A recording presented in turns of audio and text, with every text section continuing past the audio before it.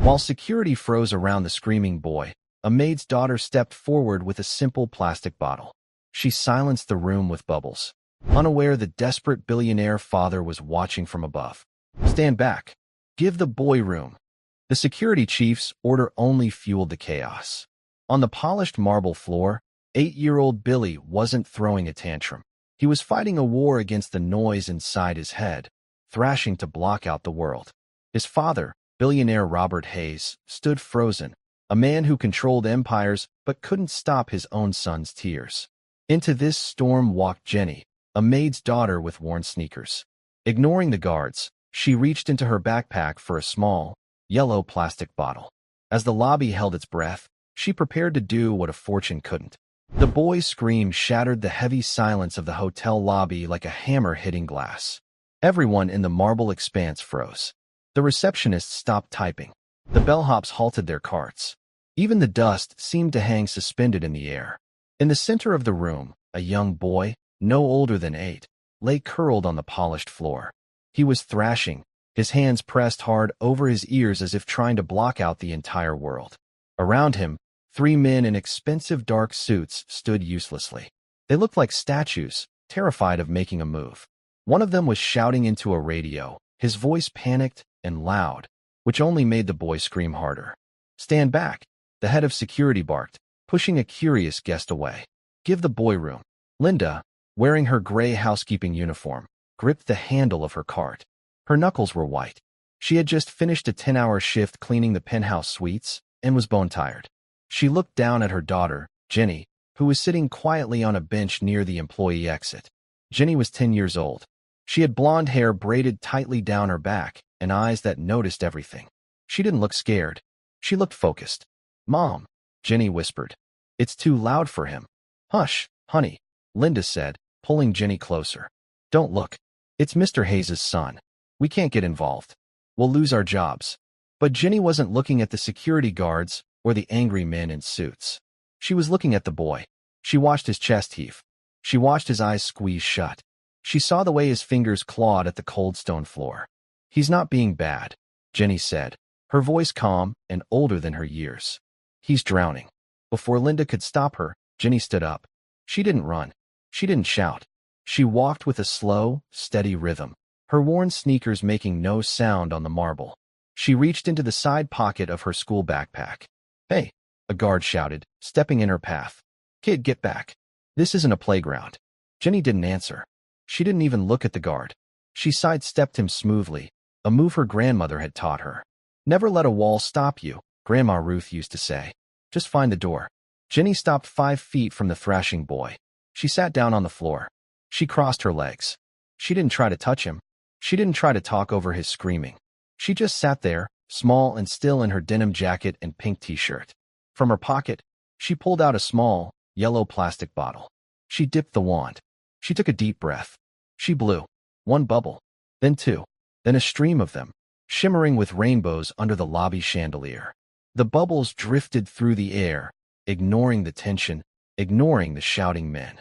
One landed on the boy's shoe and popped silently. The screaming cut off instantly. It was replaced by a gasp. The boy opened his eyes. He saw another bubble floating past his nose. He stopped rocking. His hands slowly lowered from his ears. The lobby went completely silent, but this time, it wasn't a fearful silence. It was a stunned one. The men in suits stared. The security guard lowered his arm. Linda held her breath by her cart, terrified and amazed. Jenny blew again. More bubbles. They danced in the air currents. The boy sat up. He reached out a trembling hand. He didn't grab. He just watched a bubble land on his finger. "Blue," Jenny whispered. It was the first thing she had said. The boy looked at her. His eyes were wide and dark. "Blue," he whispered back. "Blue is for the sky," Jenny said softly. "It means you have room to breathe." Up on the mezzanine balcony, looking down through the glass railing, a man stood frozen. He wore a charcoal suit that cost more than Linda made in a year.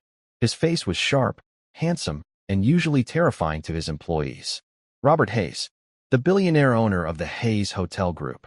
A man who could negotiate deals with fierce CEOs but froze every time his own son cried. He gripped the railing. He had been about to rush down, to order the doctors, to yell at the security staff. But now he couldn't move. He watched a maid's daughter, a child with scuffed shoes, do what he had failed to do for 5 years. She had stopped the storm. Robert turned to his assistant. "Bring them up," he said. His voice was rough. "The girl. And her mother." "Sir," the assistant stammered. "That's housekeeping staff. We should just send them home and—" "I said bring them up," Robert snapped. "Now." 5 minutes later, the boy, Billy, was calm. A nanny had come to take him to the car, but Billy refused to move until Ginny gave him the small bottle of bubbles. "Keep it," Ginny had said. "It's magic water. It pushes the noise away." Now, Linda and Ginny stood in the center of Robert Hayes's massive office. The walls were glass, overlooking the city skyline. It was beautiful, but it felt cold, like the inside of a refrigerator. Linda was twisting her apron in her hands. "Mr. Hayes, I am so sorry," she began, her voice shaking. "She knows she isn't supposed to bother the guests. She's just a child. Please, I really need this job." Robert didn't speak at first. He stood behind his desk, staring at Ginny. He looked at her like she was a puzzle he couldn't solve. "Who taught you that?" Robert asked. He ignored Linda's apology completely. He was looking only at the 10-year-old. Ginny stood tall. She didn't slouch. "Taught me what, sir?" "The bubbles," Robert said. "The counting. The sitting on the floor. I have hired top specialists from Europe. I have hired doctors with 3 degrees. They all try to hold him down or give him shots. You blew soap and water." Ginny shrugged one shoulder. "My grandma Ruth taught me." Robert narrowed his eyes. "Is your grandmother a doctor?" "No, sir," Ginny said. "She was a medic in the army. She flew in helicopters to get people out of bad places." Robert paused. "And what does that have to do with bubbles?" "Grandma said that when people are scared, their heads get too loud," Ginny explained. She spoke clearly, without fear. She said panic is like a siren in a small room. You can't shout over it. You have to open a window. The bubbles are the window. They give your eyes something slow to watch, so your heart remembers how to beat slow, too. Robert stared at her. The silence in the room stretched out. "Grandma Ruth," Robert repeated. "Where is she now?" "She passed away last winter," Linda said softly, stepping forward to protect her daughter. "She lived with us. She had a way with people." Robert looked at Linda, really seeing her for the first time. He saw the tired lines around her eyes, the worn fabric of her uniform. Then he looked back at Ginny. "My son, Billy," Robert started, then stopped. He cleared his throat. It was a rare sign of weakness for him. "Billy has been diagnosed with severe sensory overload. The doctors say he is difficult. They say he can't connect." "He connected with the bubble," Ginny said. "Yes," Robert said. "He did." He walked around the desk. He stopped in front of Linda. "I want you to bring her back," Robert said. Linda blinked. "Back? To the hotel? She usually stays with a neighbor, but today—" "No," Robert interrupted. "To my home. The estate outside the city." Linda took a step back. "Mr. Hayes, I clean rooms. We aren't babysitters." "I don't need a babysitter," Robert said sharply. "I have 5 of those. They are useless. He looked at Ginny again. "I need someone who knows how to open a window." "I can't," Linda said. "I have shifts. I have to work." "I will pay you double your current salary," Robert said. "For 3 hours, twice a week. You bring her to the house. She sits with Billy. That is all." "I'm 10, Ginny said. "I'm not a doctor." "You're better," Robert said. He looked at Ginny with an intensity that made Linda nervous. "You got him to speak." He whispered blue. "He hasn't spoken a word to me in 6 months." The pain in the man's voice was raw. It cut through the fancy suit and the cold office. It was the sound of a father who was out of options. Linda looked at Ginny. Ginny looked back, her blue eyes thoughtful. "Can I bring my drawing pad?" Ginny asked. Robert exhaled. "You can bring whatever you want." "Okay," Ginny said. She looked at her mom. "Mom, it's okay. Billy isn't scary. He's just loud because nobody listens." Linda hesitated. This was crossing a line. The staff manual said never get personal with the owners. But she remembered the look on the boy's face when the bubble popped. And she remembered the bills piled up on their kitchen table since Ruth died. "Okay," Linda whispered. "We'll try." Robert nodded once. Business concluded. But as they turned to leave, he spoke again. "What color were they?" Ginny paused at the heavy glass door. "The bubbles." "Yes. They were rainbow," Ginny said. "But you have to start with blue. Grandma said blue is the color of it's going to be okay." Robert looked down at his expensive leather shoes. I haven't felt blue in a long time. Then you should watch the bubbles, too, Ginny said. She opened the door and walked out, her backpack slung over one shoulder, leaving one of the richest men in the country standing in silence, wondering when exactly a 10-year-old girl had become the smartest person in the building. 2 days later, Linda's old sedan crunched up the gravel driveway of the Hayes estate. It wasn't a house, it was a fortress. High walls, iron gates, and a mansion that looked like a museum. It looks lonely, Ginny said from the back seat. It looks like a lot of windows to clean, Linda muttered, gripping the steering wheel. Remember, Jen, be polite. Don't touch anything unless you have to. And if the boy gets violent, you move away. Immediately. He won't, Ginny said. She was clutching her sketchbook. A butler opened the door. The inside was even colder than the office. Everything was white, gray, or black. Sharp edges. Glass tables. It was a house designed for a magazine, not for a child. Robert was waiting in the foyer. He wasn't wearing a suit today, just a stiff button-down shirt. He looked tired. He's in the playroom, Robert said, skipping the hello. The nanny is on standby, but I told her to stay in the hall. Where should I go? Linda asked. The kitchen, Robert said. Cook has tea. Linda nodded and walked away, looking back nervously at her daughter. Ginny stood alone in the giant hallway. This way, Robert said. He led her down a long corridor. They reached a door. Robert stopped. His hand hovered over the handle. He looked afraid. He had a bad morning, Robert admitted quietly. He threw his breakfast. He bit the doctor. Ginny looked up at the tall man. Did you yell at him? Robert stiffened. I tried to discipline him. He needs structure. Grandma Ruth said you can't build a house during an earthquake, Ginny said. You have to wait for the ground to stop shaking. Robert looked at her, his jaw tight. Then, he opened the door. The room was full of expensive toys. Electronic robots, educational screens, plastic towers. But Billy was in the corner, behind a heavy velvet curtain, hiding. Billy, Robert said, his voice commanding. We have a guest. No movement from the curtain. Ginny gently pushed past Robert. You can't talk to him from up there, she whispered to the father. You're too high up. You look like a giant. Ginny walked into the room. She didn't go to the curtain. She went to the middle of the rug. She sat down. She opened her sketchbook. She took out a box of crayons. She started to draw. She didn't say a word. Robert watched from the doorway, arms crossed. He wanted to intervene. He wanted to tell her to go over there and engage the boy. That's what he was paying for. Action. Results. But Ginny just drew. Scratch, scratch, scratch. The sound was rhythmic. Soft. 3 minutes passed. Robert checked his watch. This was a waste of time. Then, the curtain moved. A small face peeked out. Billy looked at the girl. He looked at the crayons. Ginny didn't look up. She just slid a single blue crayon across the rug. It rolled and stopped 3 feet from the curtain. It's a good blue, she said to the air. Like the ocean. Billy stared at the crayon. He took a step out. Then another. He crept toward the crayon like a shy animal. He picked it up. He looked at Ginny. Ginny kept drawing. Billy sat down. Not next to her, but close enough. He put the crayon to the paper. Robert, standing in the doorway, felt a lump form in his throat. He realized he was holding his breath. The drawing session lasted 20 minutes. To Robert Hayes, a man who measured his life in nanoseconds and stock ticks, it felt like a year. But it was the most peaceful year he had ever endured. He watched his son's hand. Billy gripped the blue crayon like a dagger at first, tight and white-knuckled. But as Ginny hummed, a low, wordless tune that sounded like wind through tall grass, Billy's grip loosened.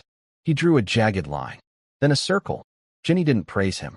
She didn't clap her hands like the therapists who used high-pitched voices that made Robert's teeth ache. She simply nodded and drew a fish next to his circle. He's lonely, Ginny whispered, pointing to the fish. Billy stopped. He looked at the fish. He looked at Ginny. Then, slowly, he picked up a green crayon. He drew a clumsy shape next to the fish. It looked like a rock, or maybe another fish. Now he has a friend, Billy said. His voice was rusty and used. Robert let out a breath that shuddered in his chest. He took a step forward, his expensive leather shoes squeaking on the hardwood.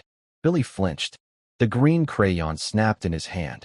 He pulled his knees up, hiding his face instantly. Don't, Ginny said sharply. She didn't look at Robert, but her command was aimed like an arrow at his chest. You broke the water.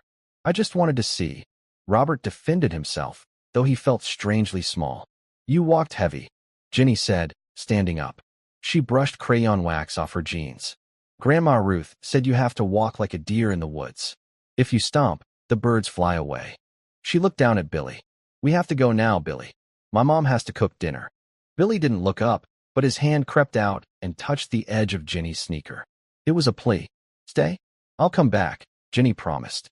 Keep the fish safe. She walked to the door, past the billionaire who controlled half the city's real estate, and took her mother's hand.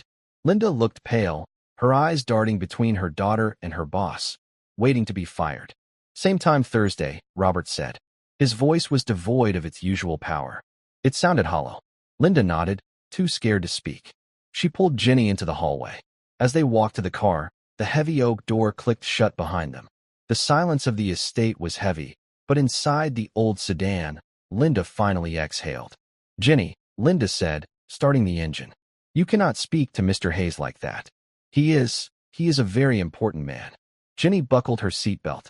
She looked out the window at the manicured gardens that looked too perfect to be real. He's just a dad, Mom. And he's scared. Grandma said fear makes people heavy-footed. They stomp because they don't know where the ground is. Linda sighed, merging onto the highway.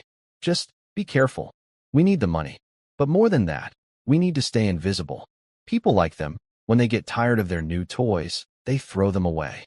The Thursday session began with a storm. Not outside, but inside. When Linda and Ginny arrived, the house was vibrating with tension. A vase lay shattered in the foyer. The staff looked terrified. Robert met them at the door. He looked like he hadn't slept. His tie was undone, his hair messy. He's in the closet, Robert said abruptly. He won't come out. The new doctor tried to force him to make eye contact. It didn't go well. Ginny frowned. Why did he do that? Because Billy needs to learn to function in the real world, Robert snapped, his patience fraying. He can't hide behind curtains and bubbles forever. I have board members coming next week. I need him to be presentable. Ginny stared at him. You want him to look fixed. I want him to be better, Robert corrected, though his eyes shifted away. Where is the closet? Ginny asked. Robert led them upstairs to Billy's bedroom. It was a massive room, filled with things a boy should love, yet it felt sterile. The walk-in closet door was shut tight. He's been in there for 2 hours, Robert said. I've tried bribing him. I've tried counting to 3. Nothing works. Ginny took off her backpack. She handed it to her mother. Do you have a flashlight? Ginny asked. Robert blinked. A flashlight? I suppose. In the emergency kit. Get it, Ginny said. Robert signaled to a maid, who scurried off and returned a minute later with a heavy tactical flashlight. Ginny took it. She walked to the closet door. She didn't knock. She sat down on the floor outside the door. She turned the flashlight on, aimed it at the ceiling, and began to make shadow puppets with her hands. A rabbit. A bird. A wolf. The wolf is hungry, Ginny said loudly to the closed door. But he can't find his pack. It's too dark in the woods. Silence from the closet. He thinks he's alone, Ginny continued, moving her fingers so the shadow wolf opened its mouth. But the moon is watching him. The moon isn't angry. The moon is just waiting. A small sound came from inside. A shuffle. Ginny kept the shadow wolf moving. The wolf is sad because his dad is a bear. And bears are loud. Bears roar when they are scared. Wolves just howl. Robert, standing by the bed, felt a sting behind his eyes. A bear. Was that what he was? A lumbering, roaring thing destroying the ecosystem of his own home? The closet door cracked open an inch. A sliver of darkness peered out. Ginny didn't look at the door. She looked at the shadow on the ceiling. Come out, wolf. The bear is sleeping. Robert stood perfectly still. He barely breathed. Billy crawled out. His face was streaked with tears, his nose running. He looked small and defeated. He crawled right past Ginny and curled up in the beam of the flashlight, bathing in the artificial light like it was a campfire. Ginny lowered her hands. The shadow wolf vanished. She reached into her pocket and pulled out a small, folded piece of paper. I made you a map, she whispered. Billy looked at the paper. He unfolded it with trembling fingers. It wasn't a map of the world. It was a drawing of the house. But instead of rooms, Ginny had labeled them with feelings. The kitchen was yellow, warm. The office was black, loud. The garden was green, safe. And the closet was blue. Deep water. Billy read the label on the closet. It's okay to go to deep water, Ginny said. But you can't live there. You turn into a fish if you stay too long. And you're a boy. Billy sniffled. He looked at his father. Robert wanted to rush forward. He wanted to scoop his son up and promise he'd never hire another doctor again. But he remembered Jenny's words. Walk like a deer. Robert took one slow step. He knelt on the expensive carpet. He didn't speak. He just waited. Billy looked at the map. Then he looked at Robert. He pointed to the black room on the drawing. The office. Loud, Billy whispered. I know, Robert said, his voice cracking. I'm sorry. I'll try to turn the volume down. Billy didn't smile, but his shoulders dropped 2 inches. The tension left his body. Jenny stood up. She looked at Robert. Her gaze was measuring, like a carpenter checking the strength of a beam. He needs to eat, Jenny said. But not at the big table. The big table is too far apart. A picnic? Robert asked, feeling ridiculous. Floor picnic, Jenny confirmed. In the yellow room. An hour later, the staff of the Hayes estate witnessed something they would gossip about for years. Robert Hayes, the billionaire, was sitting on the kitchen floor, eating a grilled cheese sandwich off a paper plate. Linda sat on a stool nearby, looking uncomfortable but relieved. Jenny and Billy sat cross-legged, trading apple slices. Robert watched them. He saw how Jenny guided Billy without touching him. She used her voice like a tether, keeping him grounded. My mother, your grandmother, Robert said, wiping crumbs from his chin. You said she was a soldier? Jenny nodded, chewing. She was a medic. She said the hardest part wasn't the noise of the guns. It was the silence afterwards. That's when the soldiers got scared. Because the silence meant they were alone with their thoughts. Robert nodded slowly. And how did she help them? She told them stories, Jenny said. She said stories are like ropes. You throw them to someone in a hole, and they can climb out. You're very wise for 10, Robert murmured. I'm not wise, Jenny said simply. I just listen. Most people talk so they don't have to hear the quiet. Billy likes the quiet. You just have to learn to like it too. Robert looked at his son. Billy was actually eating. He hadn't thrown a plate. He hadn't screamed. He looked content. A dangerous thought began to form in Robert's mind. A hope. He had a gala next week. The Hayes Foundation annual dinner. Every major investor, rival, and press outlet would be there. For years, rumors had circulated that his son was unstable, a liability to the family legacy. If he could bring Billy, if he could show them this calm, improved boy, it would silence the critics. It would prove the Hayes bloodline was strong. He looked at Jenny. She was the key. Jenny, Robert said, his voice taking on that smooth, negotiating tone he used in boardrooms. Next Saturday is a very special night. There is a party here. A quiet party. He lied quickly, seeing her frown. Music. Food. I was wondering if you would come. As a guest. And bring Billy. Linda stiffened on her stool. Mr. Hayes, a party? Crowds are his trigger. He's better, Robert insisted, gesturing to the calm boy. Look at him. He's fine. With Jenny there, he'll be fine. I need him to be there, Linda. It's important for the family image. Jenny stopped eating. She looked at Robert with a gaze that felt like it was x-raying his soul.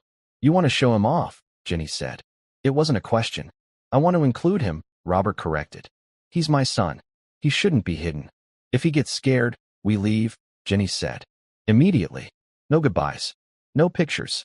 Agreed, Robert said too quickly. I promise. Jenny looked at Billy, who was oblivious, stacking apple slices into a tower. She looked back at Robert. She didn't trust him.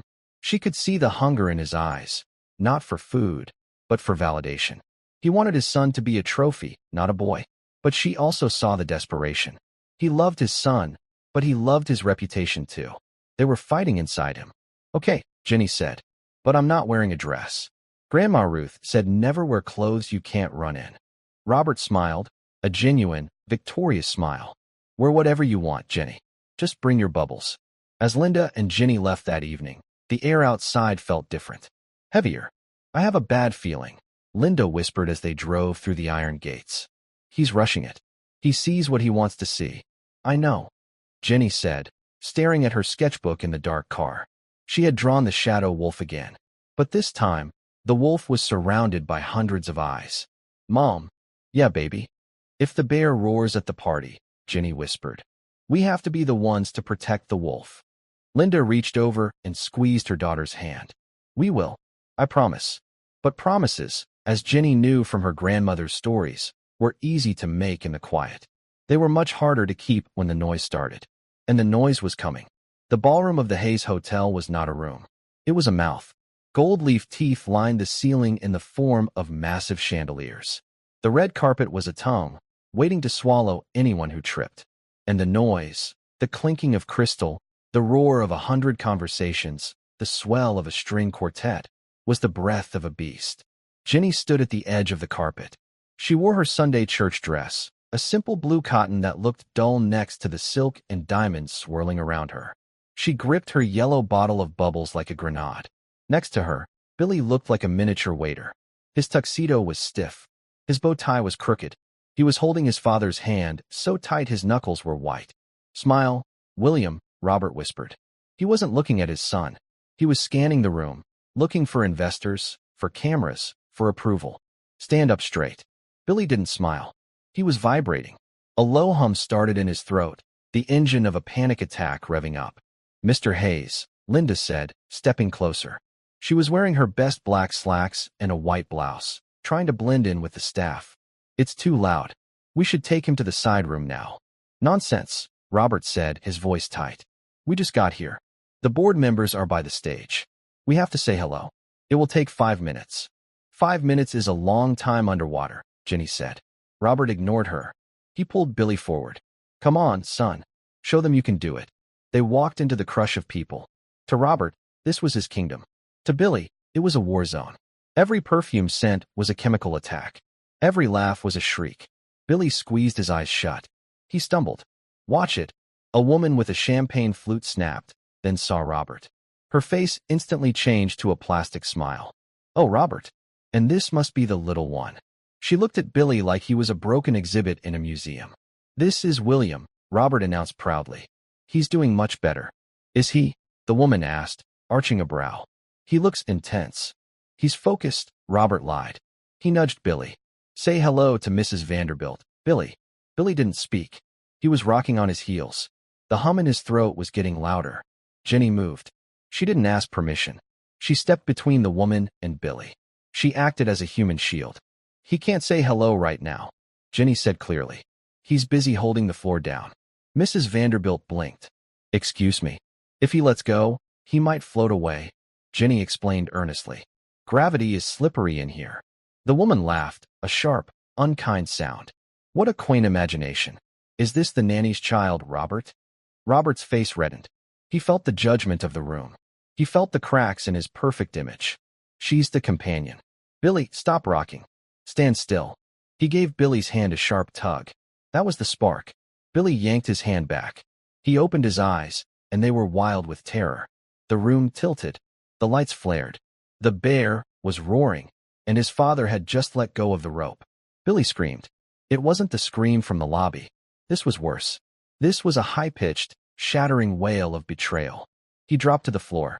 He began to slam his hands against the expensive carpet. He kicked out, knocking over a waiter passing with a tray of drinks. Glass shattered. Champagne soaked the hem of Mrs. Vanderbilt's gown.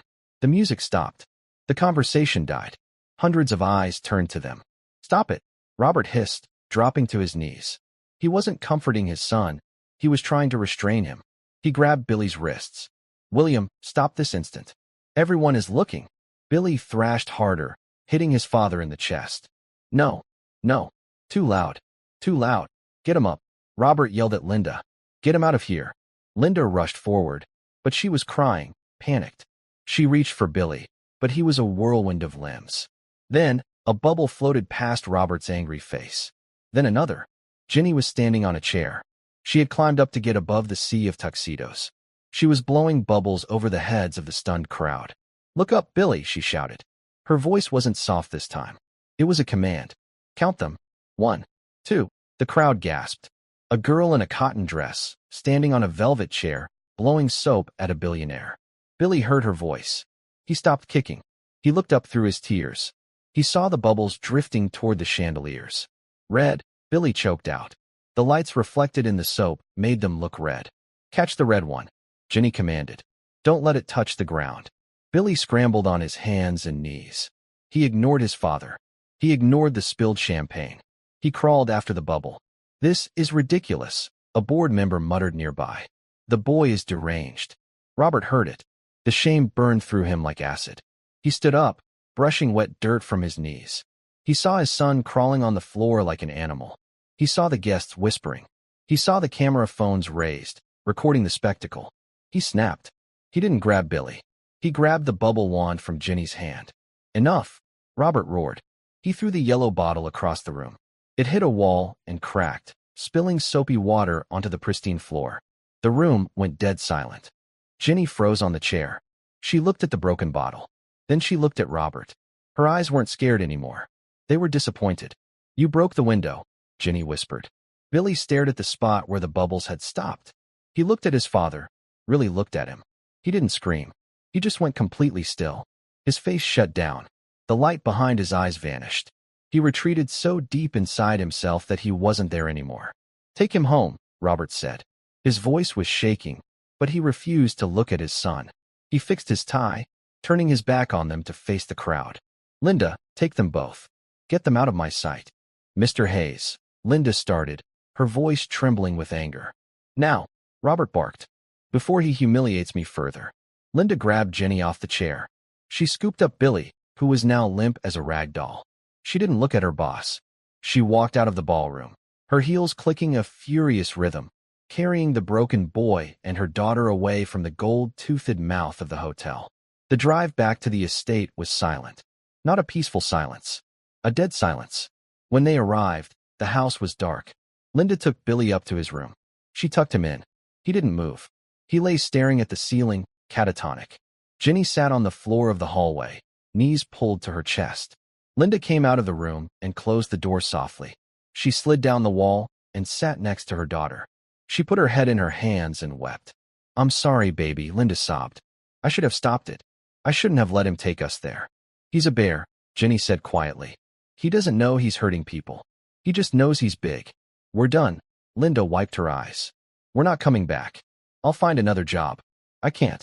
I can't watch him treat his son like a prop. We can't leave Billy, Ginny said. We have to, Linda said firmly. Mr. Hayes fired us, Ginny. Effectively. And even if he didn't, I won't expose you to that man's temper. The front door slammed downstairs. Heavy footsteps echoed on the marble. Robert was home. He didn't come upstairs. He went straight to his office. The sound of glass shattering, a tumbler of scotch thrown against a wall, echoed up the ventilation shafts. Ginny stood up. Ginny, no, Linda warned, grabbing her daughter's arm. I have to get my sketchbook, Ginny lied. I left it in the library. I'll get it, Linda said. No, Ginny said. She pulled her arm free. Grandma Ruth said you don't run from the battlefield until everyone is accounted for. Billy is still on the field. Before Linda could stop her, Ginny ran down the stairs. She didn't go to the library. She walked straight to the office. The door was open. Robert was sitting behind his desk, head in his hands. His tuxedo jacket was on the floor. He looked wrecked. A man who had everything, and had just realized he had nothing. Ginny walked in. She didn't knock. Robert looked up. His eyes were red. I told your mother to take you home. We are going, Ginny said. But you forgot something. I forgot nothing, Robert spat. I gave him everything. Best doctors. Best schools. And he crawls on the floor. He was crawling to the light, Ginny said. You were the one standing in the dark. Robert laughed, a bitter, ugly sound. You think you know everything because you blew some bubbles? You're a child. You don't know what it's like. The pressure. The expectations. I have a legacy to uphold. Billy is your legacy, Ginny said. Not the hotel. Robert slammed his hand on the desk. He is broken. I have tried to fix him for 5 years. He isn't broken, Ginny shouted back. Her voice cracked, finally showing the child beneath the wisdom. He's just loud inside. And you keep adding more noise. She reached into her pocket. She pulled out the drawing she had made. The map of the house. She walked forward and slammed it onto the mahogany desk. He made this, Ginny said. Look at it. Robert looked down. He saw the blue closet, the yellow kitchen, and the black office. He drew this room black, Ginny said. Do you know why? Robert didn't answer. Because this is where the monster lives, Ginny said. Not a monster under the bed. The monster who thinks being perfect is more important than being happy. She turned to leave. Wait, Robert whispered. Ginny stopped, her hand on the doorframe. He drew me as a monster? No, Ginny said softly, looking back. He didn't draw you at all. You aren't in the picture, Robert. That's the problem. She left him alone in the silence of his black room. The next morning, the sun rose over the city, indifferent to the disasters of the night before. Linda and Ginny were in their small apartment. Linda was circling ads in the newspaper, eyes puffy. Ginny was packing her backpack for school. There was a knock on the door. Linda froze. If that's the landlord. She walked to the door and opened it. It wasn't the landlord. It was Robert Hayes. He wasn't wearing a suit. He was wearing jeans and a sweater. He looked like he hadn't slept in a week. He held a cardboard box in his hands. Mrs. Miller, Robert said. He didn't call her Linda. He used her name with respect. Mr. Hayes, Linda said, blocking the doorway. We don't want trouble. We'll pick up my final check next week. I didn't come to fire you, Robert said. I came to return something. He held out the box. Linda hesitated, then took it. She opened the lid. Inside were bottles. Dozens of them. Yellow, blue, pink. Bubble solution. Enough to fill a swimming pool. I bought every bottle in the city, Robert said. His voice was quiet. Humble. I don't know how to use them. Not really. He looked past Linda, into the small, cramped apartment. He saw Ginny standing by the kitchen table. I tried this morning, Robert confessed to the girl. I sat on the floor. I tried to blow them, but my hands were shaking too much. Ginny walked to the door. She looked at the billionaire in her doorway. Why were your hands shaking? Ginny asked. Because I was scared, Robert admitted. Tears welled in his eyes. I'm scared I've lost him. I went into his room. He won't look at me. He won't eat. He's just gone. He dropped to his knees right there in the hallway of the tenement building. The powerful CEO, kneeling on the dirty linoleum. Please, Robert whispered. I don't need a maid. I don't need a companion. I need a teacher. Teach me how to stop the noise. Ginny looked at her mother. Linda looked at Robert, seeing the total surrender in the man. Ginny stepped out into the hall. She reached into the box and took out a single yellow bottle. Stand up, Ginny said. Robert stood up, wiping his face. We don't start with bubbles, Ginny said. We start with the shoes. The shoes? Robert asked. Take them off, Ginny said. You can't walk like a deer in Italian leather. Robert looked down at his feet. Then, without a word of protest, he kicked off his expensive loafers. He stood in his socks. Okay, Ginny said, taking his hand. It was a small hand and a large one, but her grip was the stronger one. Now we go back. But this time, we enter through the kitchen. The yellow room. Why? Robert asked. Because, Ginny said, leading him toward his car. You're hungry, and you can't fix a heart on an empty stomach. The kitchen staff of the Hayes estate had seen many things. They had seen foreign dignitaries drunk on vintage wine. They had seen chefs fired for undercooking a steak by 10 seconds. But they had never seen Robert Hayes, the owner of the empire, standing in his socks, asking where the frying pan was. Sir, the head chef asked, his toque nearly falling off in shock. I can prepare a souffle. Or a poached. No, Robert said. He looked down at his socks. He wiggled his toes on the cold tile. It felt grounding. I need bread. And cheese. And butter. He looked at Linda. And instructions. Linda stepped forward. She took off her coat. She didn't ask for an apron. She walked to the giant industrial stove like she owned it. Low heat, Linda instructed, her voice steady. Butter the bread, not the pan. And patience. If you rush it, you burn it. Like everything else, Robert murmured. For 20 minutes, the billionaire learned to make a grilled cheese sandwich. He burned his thumb. He dropped a slice of cheddar. But he didn't yell. He didn't check his phone. He focused on the golden crust forming on the bread with the same intensity he usually saved for mergers. Ginny sat on the counter, swinging her legs. She watched him. She was grading him. It's crooked, she noted.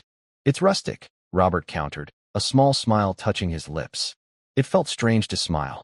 His face muscles weren't used to it. When the sandwiches were done, Robert put them on paper plates. He didn't ask the maids to carry them. He picked up 2 plates. Where is he? Robert asked. The library. The nanny whispered from the doorway. He's under the main desk. He has the scissors. Robert froze. The old fear spiked. Scissors. Danger. Liability. He looked at Jenny. He's making snowflakes, Jenny said calmly. It's winter in his head. He needs snow. Robert exhaled. He nodded. Snowflakes. Okay.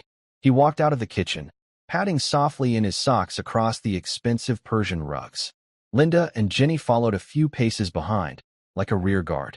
The library was dark. The heavy curtains were drawn. Under the massive oak desk, a fortress had been built. Books were stacked as walls. Robert approached the desk. He didn't knock on the wood. He didn't call out his son's name. He sat down on the floor.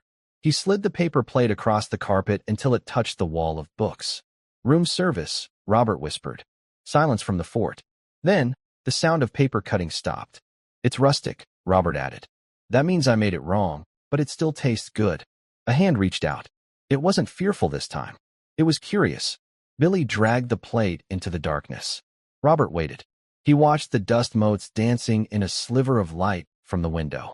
He realized he hadn't looked at dust motes in 40 years. I have a bottle, Robert said to the air. But I don't know how to work it. The manual is missing. Billy crawled out. He was holding the scissors, but he held them by the blades, offering the handle. A peace offering. Or maybe a tool. He looked at his father. Really looked at him. He saw the socks. He saw the butter stain on Robert's shirt. He saw the man, not the suit. You have to breathe, Billy whispered. Robert's heart hammered. I am breathing. No, Billy said. He put the scissors down. He reached into his pocket and pulled out the yellow bottle Robert had bought. He unscrewed the cap. You breathe out. You have to give your air to the bubble. Robert took the wand. His hands were shaking again. He dipped it. He brought it to his lips. He thought about the board meeting he was missing. He thought about the stocks dropping. He thought about the whispering guests. Then he looked at Billy's eyes. They were blue. A deep, waiting blue. Robert blew. A single, wobbling bubble drifted out. It wasn't perfect. It was lopsided. It floated between them, catching the dim light. Billy didn't pop it. He watched it rise. It's heavy, Billy said. Why? Robert asked. Because it has your worries inside, Billy said seriously. But they float away. The bubble hit the ceiling and popped. Gone. Robert felt a weight lift off his chest that he hadn't realized was crushing him. He slumped against the desk. A laugh bubbled up in his throat. A wet, choked sound. I'm sorry, Billy, Robert said. He didn't look at the boy. He looked at the wet spot on the ceiling. I wanted you to be like me. But I don't even like me. Billy scooted closer. He leaned his head against Robert's shoulder. It was a light touch, barely there, but it anchored Robert to the earth. I like you, Billy whispered. When you're quiet. Linda stood in the doorway, tears streaming down her face. She reached for Jenny's hand, squeezing it tight. You did it, Linda whispered to her daughter. You fixed it. Jenny shook her head.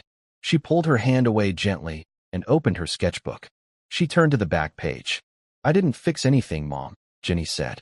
Her voice was old again, carrying the weight of Grandma Ruth's war stories. The radio wasn't broken. It was just tuned to the wrong station.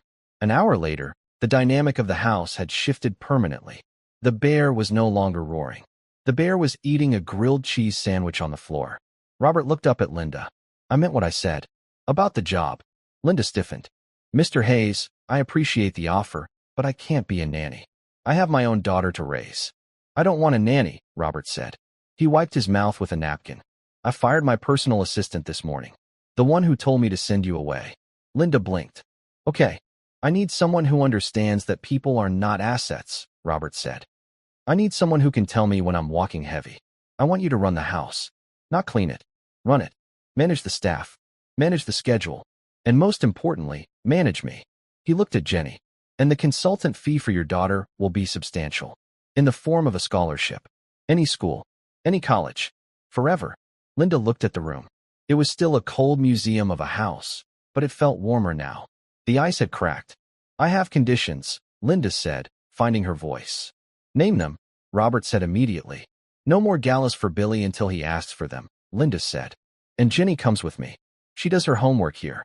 But she isn't an employee. She's a child. Agreed, Robert said. And, Linda added, a small smile appearing, you have to learn to cook something other than cheese. Robert laughed. We can work on that. He turned to Jenny.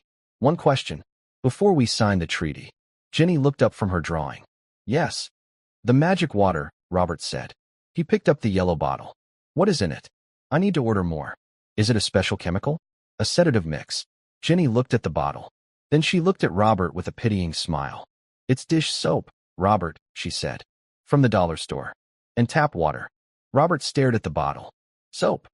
The magic isn't in the bottle, Ginny said, tapping her own chest. The magic is that you have to stop screaming to use it. You can't blow a bubble while you're yelling. Grandma Ruth said the bubble is just a trick to make you hold your breath. Robert looked at the cheap plastic wand. He looked at the billions of dollars of art on his walls, the statues, the legacy, all of it useless against the panic. And here, a 10-cent mixture of soap had saved his family.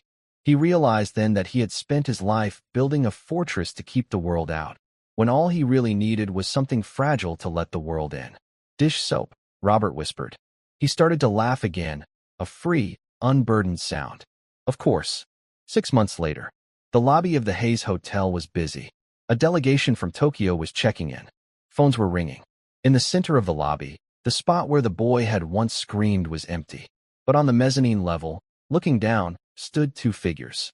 Robert Hayes wore a suit, but his tie was loose. Beside him stood Billy. Billy wasn't hiding. He was wearing noise-canceling headphones, but he was watching the people. He held a small sketchbook. Too fast, Billy said, pointing at a bellhop running with bags. I'll tell him to slow down, Robert said, making a note on his phone. Good catch. And him? Billy pointed to a manager yelling at a maid. Red face. Loud. Unacceptable, Robert agreed. I'll handle it. They were a team now. The sensory consultant and the CEO. Billy saw the friction points that Robert was too busy to notice. Linda walked up behind them, holding a clipboard. She looked sharp, confident. Board meeting in 10 minutes, Robert.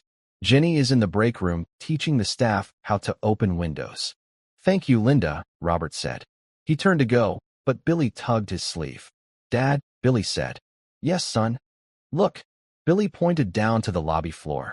A little girl, maybe 5 years old, was crying. She had dropped her ice cream. Her mother was dragging her by the arm, stressed and angry. The girl was wailing, that breathless, panicked sound that Robert knew too well. Robert froze. The old instinct was to call security, to remove the disturbance. But he felt the weight of the yellow bottle in his suit pocket. He never went to a meeting without it. He looked at Billy. Billy nodded. Go, Billy said. She's drowning. Robert Hayes, billionaire, took the stairs 2 at a time. He didn't run. He walked with a steady, rhythmic pace, like a deer in the woods. He reached the crying girl. The mother looked up, terrified to see the owner. I'm so sorry, Mr. Hayes, the mother cried. She's just... It's okay, Robert said softly. He knelt down on the marble. His expensive suit trousers touched the floor. He didn't care. He reached into his pocket. He pulled out the yellow bottle. Hey, Robert whispered to the crying girl. She hiccuped, looking at him with wide, wet eyes. It's loud in here, isn't it? Robert asked. The girl nodded. I know a trick, Robert said. But I need help. My hands shake sometimes. He held out the wand. Can you help me make a window? The girl reached out. The lobby went silent. The staff watched. Linda watched from the balcony, smiling. Robert took a deep breath. He blew. 1 bubble. Shimmering, fragile, and perfect. It floated up, past the angry mother, past the security guards, rising toward the glass ceiling. Blue. The little girl whispered, her tears stopping. Yes, Robert said, watching the bubble rise. Blue means the sky is open. He watched it float higher, carrying the silence with it, a tiny sphere of peace in a chaotic world. He knew it would pop. They always did. But that was okay. He had plenty of soap. And we'll leave them there, watching that single bubble rise toward the glass ceiling. Just as Jenny created a moment of silence in that chaotic lobby. I hope this story gave you a brief window of peace in your own day. I'd love to know where you found your quiet moment while listening. Maybe you're driving home, folding laundry, or just taking a deep breath like Robert finally did. Let me know in the comments. I read every single one. If you want to catch the next chapter of our journey, hitting like and subscribe makes all the difference. We're always refining our storytelling, so please share your feedback below. Thanks for watching.